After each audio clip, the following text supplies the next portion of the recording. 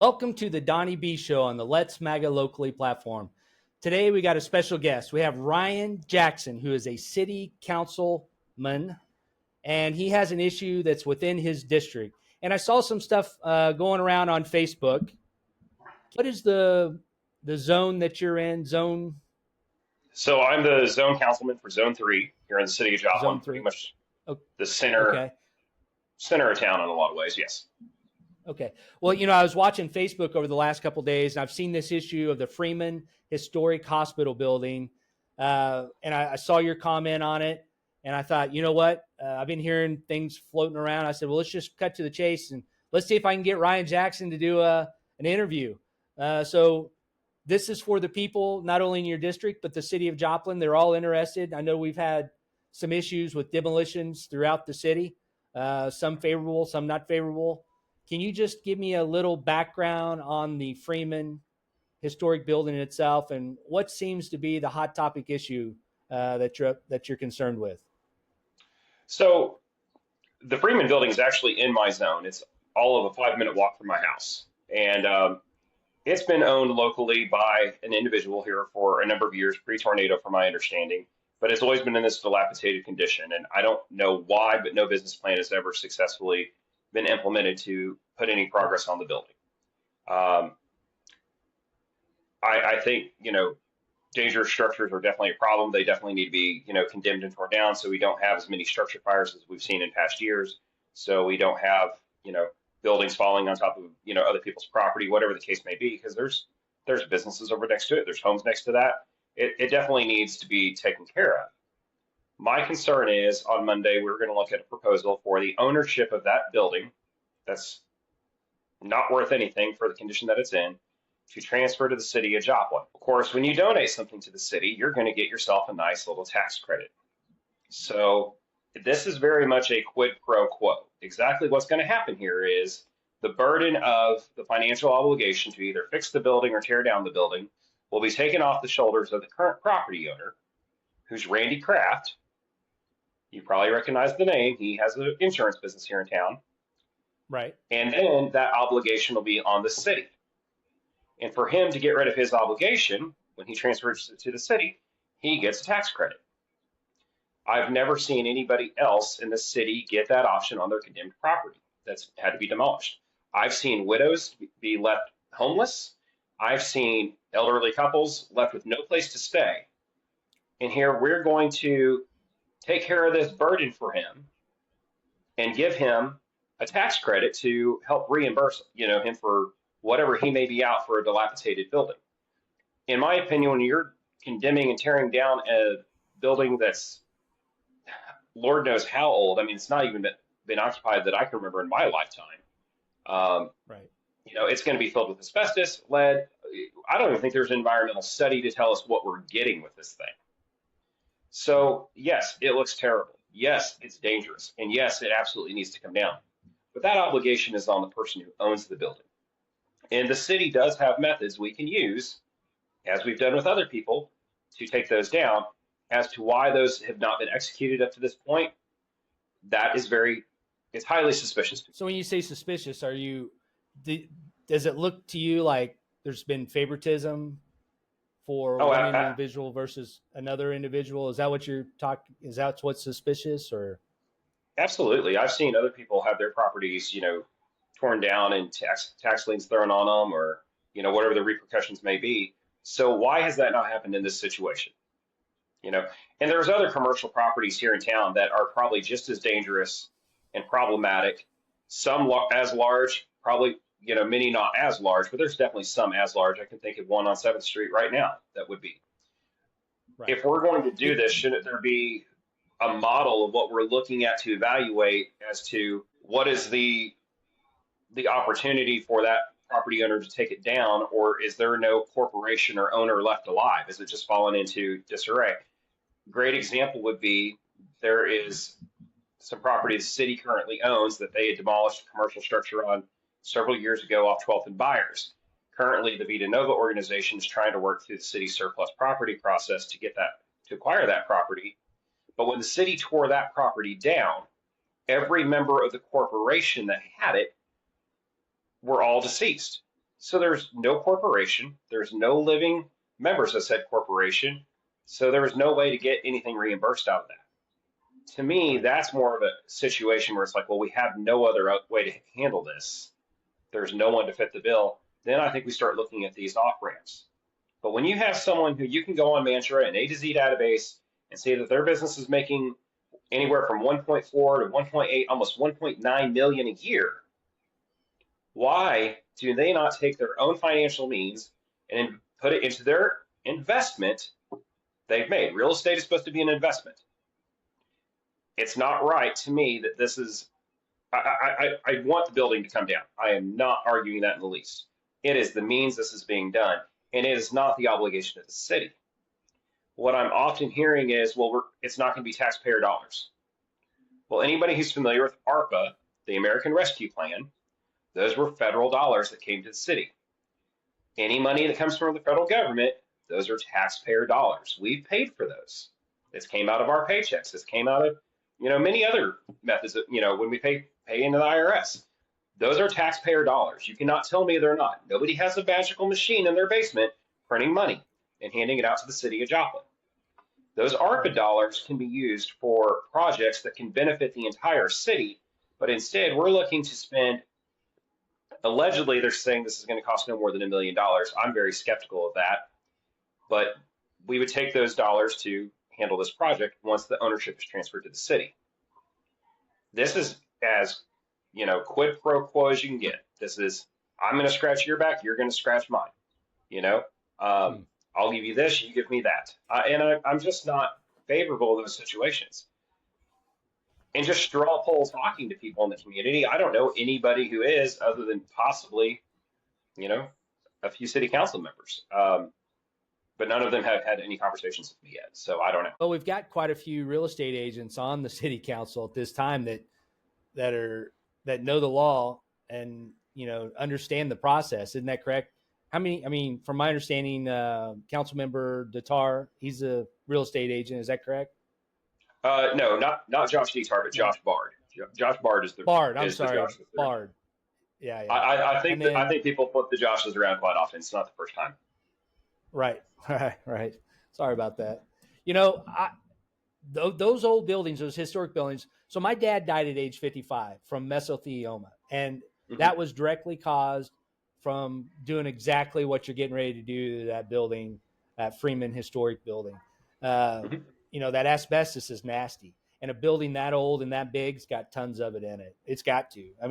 And you really got to be really careful. Even the study alone, you have to go in and have an in-depth study done on how you're going to demolish that building without injuring or hurting the neighbors and the community in that area. Absolutely. There's homes and businesses all around that thing. Every Saturday there's a bakery across the street that I'm usually at, and there's people standing outside, waiting to go in and buy products, and nobody needs that all over that neighborhood. That's detrimental to those property owners, people who've actually invested and they've kept up and they have renovated their properties.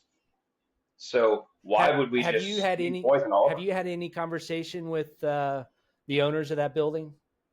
I have not. You have not? I've not heard from them in any capacity. I do think the owner's son, I think he used one of his friend's Facebook accounts to make some, very flowery, word-heavy post. But, what you know and what you prove are two different things. Right.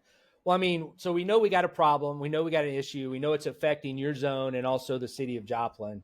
And from my understanding everything correctly, the concern is the burden being placed on the city citizens via a tax? And then and you explained was it ARPA funds? Correct. Is that correct? Right. So what's our next step? Is this being heard at the next city council meeting, or is there a follow-on meeting to discuss this, or is this a done deal? Is it already gone through and it's moving forward? So at Monday's council meeting, we will have a discussion and a vote to decide whether or not we want to transfer ownership of this property to the city of Joplin, and then it's going to be on us to do the demolition, which, like I said, they're talking about doing with the ARPA funds. But as soon as that property is transferred to the city, Randy Kraft gets a tax credit. So he's made a horrible investment. He's not kept it up. He's let it be a nuisance to his neighbors, falling apart in their yards, occupied by vagrants, all sorts of issues. And we're going to let him just offload it, put it on our plate, be our new problem, and he gets to walk away with a nice sized tax credit. Then the city will have to demolish it. Now, if we do this, one of the caveats is that the property demolished through the ARPA funds must be used for residential development. This is already zoned commercial. When you look at everything around it, that's all commercial. I understand the intention and the desire to get this property down. It's dangerous. Yeah. It's not the city's responsibility. It's the city's responsibility if the property owner won't do it. And I think we're taking this the wrong way. We need to make this property owner accountable. We have made other property owners accountable for their messes. Why is he any different? What makes him special? And I want to know that. I seriously want to know, and will ask, how did you get this special deal? What makes you special? Do you feel special? Because I think there's several citizens in town who would have loved to have the same deal. Right. No, these old buildings they've put a lot of people, they've either bankrupted a couple people, they put some people out of business. Some bigger companies have been able to come in, renovate some of these historic buildings and do okay. But when you get into these historic buildings, you never know what you're getting into. It's a very difficult situation for the property owner and for the city. I understand. Has the owner of this building come to the city council and addressed the city council at all prior to today? Not during my time, and I've been there since April. But from my understanding, no. From what I've actually been told by a gentleman who used to be on the building board of appeals, he said that it was on their meetings several times and they were always trying to get something done with it. As to why nothing could be, I don't get that, because I think this thing's probably been condemned, I'm going to say since at least 2016, 2017. I'm not really sure on the condemned date, but I mean, it's been in this dilapidated, horrible state of repair.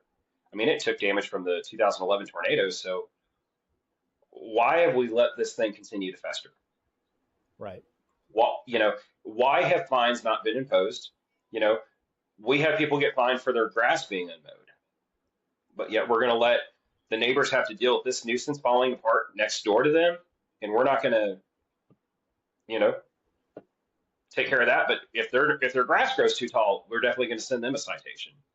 But Mr. Kraft, let's not worry about that at all. I guess maybe because he's keeping it mowed, maybe that's why they don't care. But it is definitely in violation of several city codes. I've seen some private Facebook posts like of neighborhoods saying there was a Joplin truck running through and my grass was just a little high and I got a letter in the mail. Yeah. So they're out enforcing the grass cutting. That's for sure. I think the numbers well, they've got more code enforcers this year. I know that, but one of the numbers I think is, I'm going to be off a little bit, but it was like there were 400 some odd citations for, or notices for tall grass. This time last year, we're over 1,000 now. So, they've more than doubled. But I guess apparently the code enforcers are told not to touch the Freeman building and, let's not send any letters to Mr. Kraft. So we definitely have a two-tier sense of justice here. And that's my problem. That's not right to the other citizens who maintain their properties or have had their properties demolished. And now we're giving a free pass to somebody else. And there's no metric. There's no talk about, what are all the dangerous buildings? What's the metric of what we should be looking at? Which one should come down with these funds if we're to do this? So has this just been handled behind the scenes with the city manager and the city attorney or whoever, the housing department or whoever's in charge of these buildings that need to be demolished? And have they just been communicating with the owner of the building and then they've come to this agreement? How was this all developed and how was this agreement seem to be put together?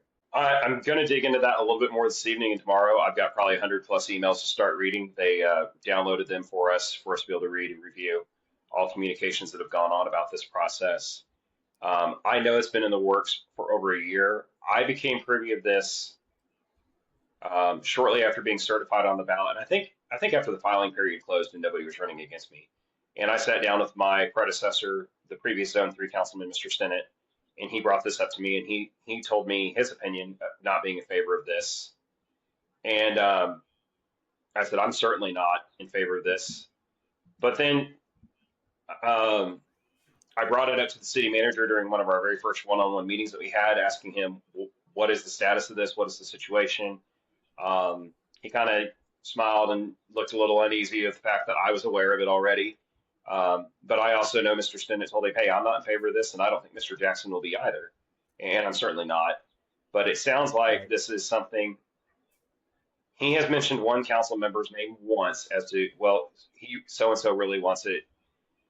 He then put a communication out, or started to put a communication out to the Joplin Globe yesterday saying the mayor and the council, all agreed they want this done. And I replied, the mayor and some council members, not all of us. And then he said, well, the prior council. And I replied to him, I said, well, I know Mr. Stinnett was not in agreement. So he changed his wording again to the Joplin Globe to say, and the majority of council members. I just think it's nonsense and he's playing word games, and it's really starting to irritate me. Just be honest and transparent about the situation. He's acting like.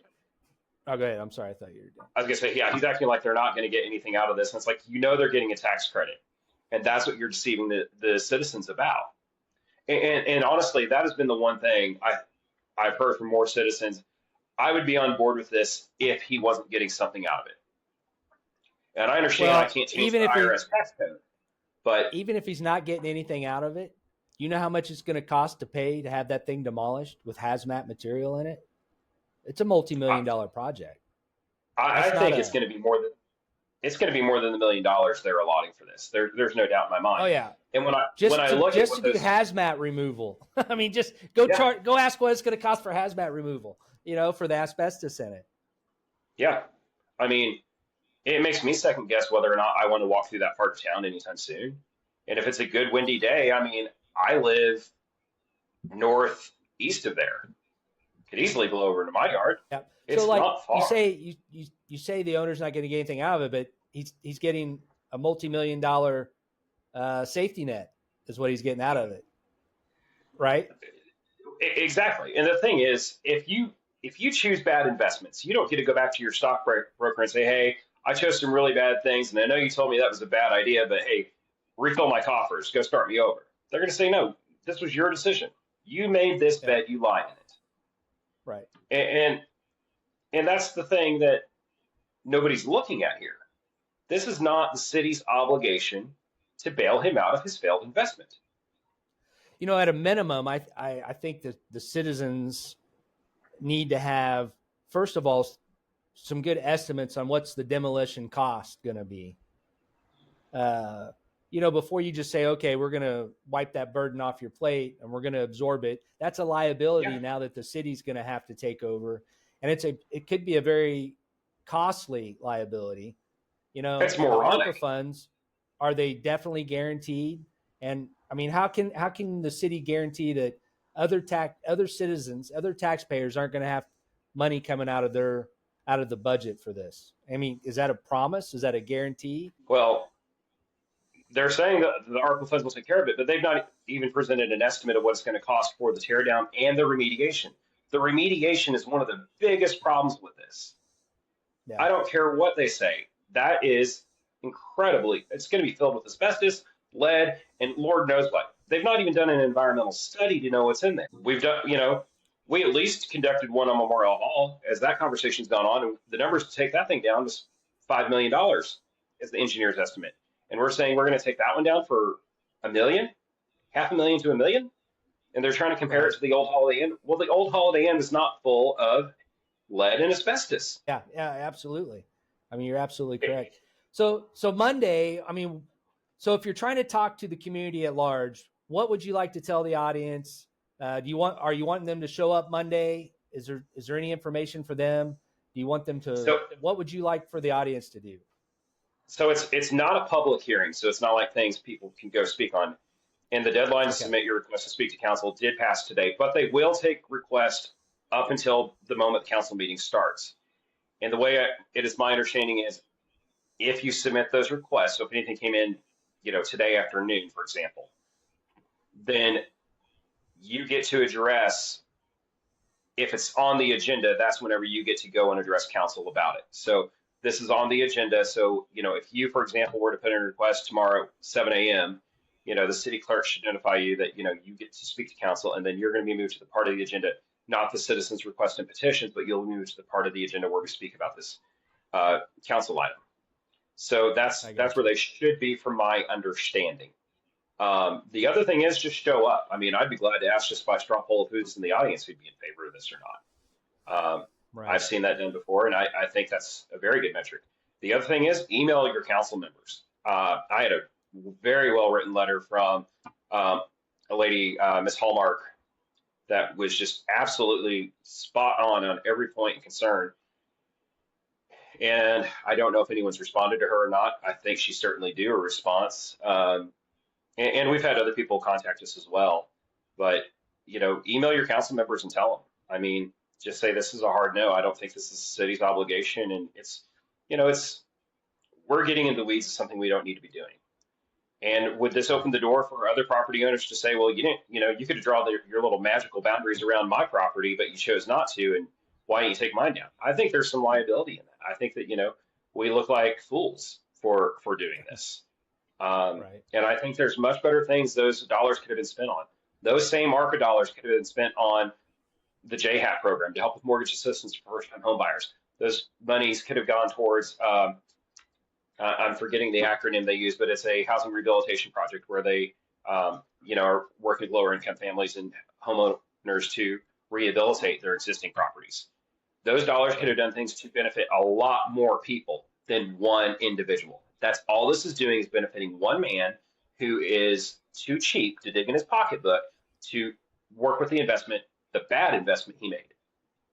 And I am not having this. And it infuriates me that, my colleagues did not have, whoever pushed this did not have the wherewithal to say, now, wait a minute, have we looked at all these issues? What burns the trust of the citizens the most in this community is when we do these double standard deals and when we do these backroom deals. And this is certainly a backroom deal because they are trying to denounce and deny anything about any kind of tax credit coming to this individual. And that's the thing. We are going to take his burden off his shoulders, alleviate him of the expense of what he legally should be doing, and then we're going to give him a nice little fat tax credit to write things off at the end of the year. Not on my watch. My morals are worth more to me than that.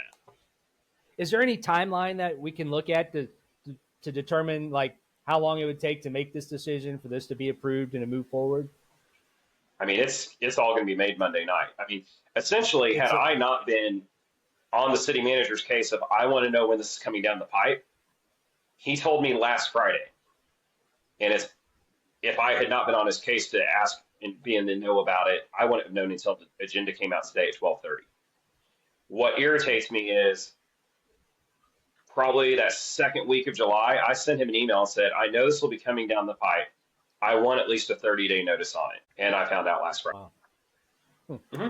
Well, that doesn't seem right. I know some of the other council members found out a little sooner because, I have spoken with 2 council members about it, and I'm, going to try to have a few more conversations between now and then. But I got you. The ones I would love to hear from the owner of the property to make a presentation up at the city council on this and why they chose to go this route, as well as from, the mayor, which is Mr. Keenan Cortez. He needs to, describe the reason of the decisions that's being made on this and how it affects the people. So, I have no problems. The building does need to come down. It's not safe. It needs to be taken down. I understand your concerns, and I appreciate you getting on here with me, and because I just couldn't quite get my head wrapped around what's the issue. What's the issue? I keep saying on Facebook, what is the problem here? And then I'm so happy you got on here and was able to articulate exactly what's going on. I appreciate it, Ryan, very much. Absolutely. Well, thank you for having me in, having the discussion. And I think I might have screwed us up on the Facebook Live. I think we got 1 or 2 on the other one, but I was hoping to get some questions. Maybe we can do another one of these and I can have this set up a little bit quicker and a little bit ahead of time. So my apologies if it didn't go live on Facebook. That's okay. I did get a message from someone saying I can see the live video, so I don't know. Awesome. Well, that's good. Maybe it is working. Facebook changed their system The last time I did it was totally different. I got on here today, and they wouldn't even allow me to go live because I didn't have the number count. So I reached out to you and a bunch of people and said, hey, I need to get at least a few more people liking the channel just to go live. So they're always making changes. So I got to check into that. I understand. I appreciate it, Ryan. Anything else you'd like to say before we sign off? I just encourage people to contact your city council members. Everyone's contact info is on the website. You can email them at, this would hit everybody, CC, as in like city council, cc@joplinmo.org. And, make the calls and don't be afraid to voice your opinion, whether you agree or disagree. I mean, if you think it should, call me up. I'll gladly have this conversation with you. That's one thing I really respect about you, Ryan, is that, I've reached out to Mr. Cortez, multiple people on the council. None of them will even respond to your email. And it's very polite. It's very professional. There's no digging or I gotchas. It's just, hey, I'd like to know something about this. Not one of them will respond to you. I didn't know if you guys had a gag order. I thought maybe once you get on the city council, you get a gag order from the city attorney or the city manager. Is that true or not? It's agreed upon that, the mayor is supposed to be, kind of the spokesperson for the council in a lot of ways, or, and kind of handle those communications. But, I also do believe that if someone messages me, I should respond to them. I mean, especially since I'm their zone council member or, whatever that may be. And I have no problem. In fact, I don't know, I might get in trouble for this one. I was doing a ride along the other day, and we had been at a traffic accident, and the neighbors had asked, like, well, what do we do about trying to get a stop sign here? Because it was an uncontrolled intersection. I was like, well, funny you asked that, because I used to be on the traffic commission. And I said, I'm actually Ryan Jackson. I'm one of your city council members. And the look on their faces were like, they were just shocked and just alleviated. I was like, yeah, just go online, do this, it'll be fine. And maybe I interjected myself where I shouldn't have, but I mean, I also kind of feel like that's kind of your civic thing. If you have that knowledge and you're in this role, like you should, tell people how to find those accessible things. So, yeah. Absolutely. It's saying I have a chat message on here. Okay. But I'm trying, Caden I have my son Caden as producing back there in the back. I'm not sure if he can see the message. I tell you, they totally changed the Facebook Live. Can you see it? It says, someone just says, hope to see you all Monday. Okay. Awesome. Yeah. I think I don't see it, so it's not showing up on my screen. I'm glad you can see it, Ryan. Yeah, so I just tapped that little speech bubble, the little, word bubble, and it pops up and shows me. So, yeah, I don't see anything else. But, yeah. Okay. Well, yeah, I hope everybody shows up on Monday. Thanks, Ryan. I won't take any more of your time. I hope you have a great evening. Hey, I'm proud of all the stuff you're doing out there for the citizens of Joplin. You're doing a great job. Appreciate it. Absolutely. Well, glad to talk to you, and I've got some more exciting things that I'm going to try to present. So, let's try to. Maybe I try to do this on a regular, and I can get set up. We'll get some followers, and they can talk to you directly. It's always great when the citizens can talk to you directly. Absolutely. All right, bud. All right. Have a good night. Thanks, sir. Bye-bye. You too.